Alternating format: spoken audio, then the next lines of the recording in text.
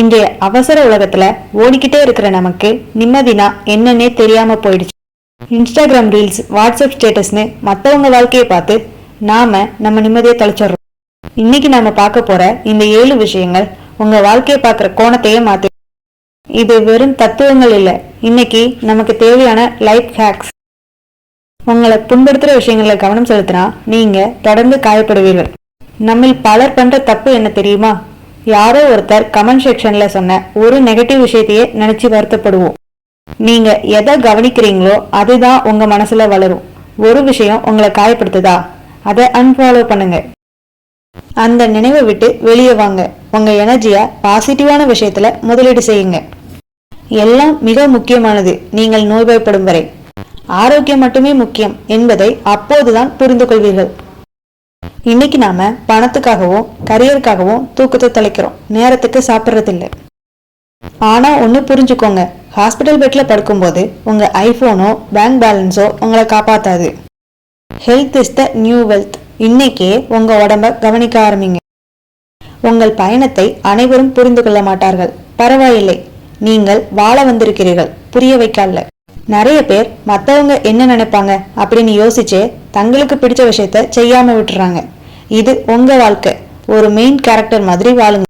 எல்லாருக்கும் விளக்கம் கொடுத்துட்டு இருக்க வேண்டிய அவசியம் உங்களுக்கு இல்லை. யார் மீதும் வெறுப்பை காட்டி எதுவும் மாறிவிட போவதில்லை, அமைதியாக கடந்து போவோம். சோசியல் மீடியால ஒருத்தரை ரோஸ்ட் பண்றதுனாலயோ இல்ல நிஜ வாழ்க்கையில ஒருத்தரை வெறுக்கிறதுனாலயோ உங்க ரத்த அழுத்தம் தான் அதிகரிக்கும். Silence is the best response.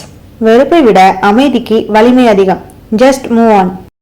உலகத்தில் உங்களை அதிகம் தொல்லை செய்வது உங்கள் எண்ணங்கள் மட்டுமே.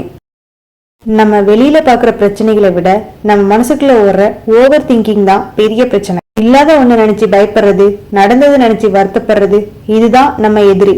உங்க எண்ணங்களை கவனிக்க கத்துக்கோங்க, அது உங்களை ஆள விடாதீங்க. உங்களை தவறாக கையாளும் நபர்களை நீங்கள் எப்படி கையாளுகிறீர்கள் என்பதுதான் சோதனை. தீர்மானிப்பது பணம் அல்ல, மனம். உங்களை யாராவது மரியாதை குறைவா நடத்தினா நீங்களும் அவங்க கிட்ட அப்படி நடந்துக்கணுங்கிற அவசியம் இல்லை. அங்கதான் உங்க தரம் தெரியுது. அதே போல ஒரு லக்ஸரி கார்ல போறதுனால மட்டும் வாழ்க்கை சிறப்பாயிடாது.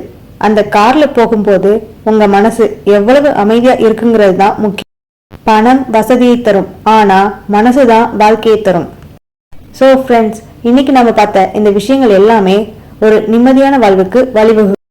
இதையெல்லாம் ஒரே நாள்ல செய்ய முடியாது, ஆனா இன்னைக்கு ஒரு சின்ன ஆரம்பம் பண்ணலாம். அமைதியாக இருங்கள், அன்பை பரப்புங்கள். உங்களுக்கு இந்த வீடியோ பிடிச்சிருந்தா மற்றவங்களுக்கும் ஷேர் பண்ணுங்க. நீங்களும் மறக்காம சப்ஸ்கிரைப் பண்ணுங்க. தேங்க்ஸ் ஃபார் வாட்சிங்.